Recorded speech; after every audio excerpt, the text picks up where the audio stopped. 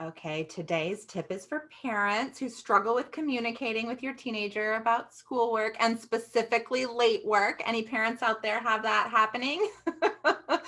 Hi, everyone. I'm Gretchen Wegner. I am an academic life coach and expert in all things anti-boring for students, educators, and parents related to academics.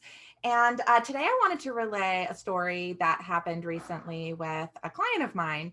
Her father has a habit of, or had a habit, maybe the more precise verb tense, of noticing on a daily basis when she's got new late work.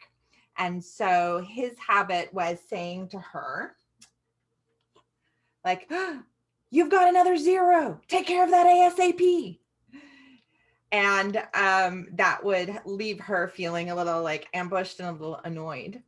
And the one of the problems with this is she actually usually often knows that she has that zero. She knows she needs to take care of it. And so just repeating what she already knows seems like just annoying to her. And especially if it comes in a moment when she wasn't expecting it.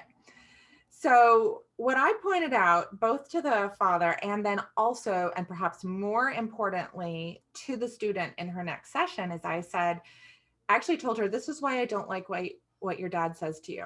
It's because he's actually just like contributing to more like anxiety and annoyance on your part rather than redirecting you to the systems we're trying to build your muscle of. Most students don't have a muscle for using systems regularly. And the good news is that this year, this young woman is really using her time management system very well. It's not an ideal system. There are many things I don't like about it, but she's using it. She's writing down to-dos. She's writing down future due dates. She's writing, or I mean, things fall through the cracks. She should be writing down all her incomplete work because there's a lot of incomplete work that's just consistently coming up. And so what I asked her dad to tell her, and then I asked her if she'd be open to her dad saying this to her, is I saw another zero. Make sure you add it to your list. See a reference to the system, which she may not be thinking. In this one, she may not even be thinking about her system. She might just feel like annoyed and ambushed. But here it's like, make sure you add it to your list. And I'll check in later about the plan. Now, actually, I needed to shorten this to get it to fit on the whiteboard.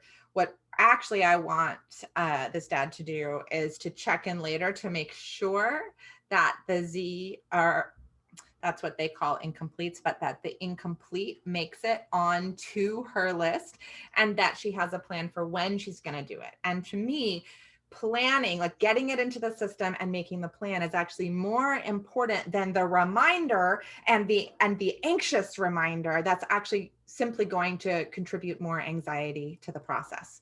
So let's see how this works.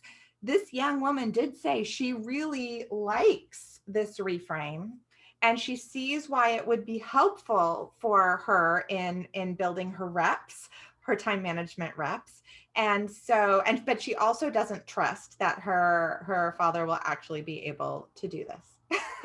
So while she's doing her reps, he gets to try his, and I'll check in with them about it as we go. I'd be so curious to hear if you have any thoughts about this or an alternate situation you would like my reframe around. Please feel free to email me at gretchen@gretchenwegner.com, and I'll also see you next week, y'all.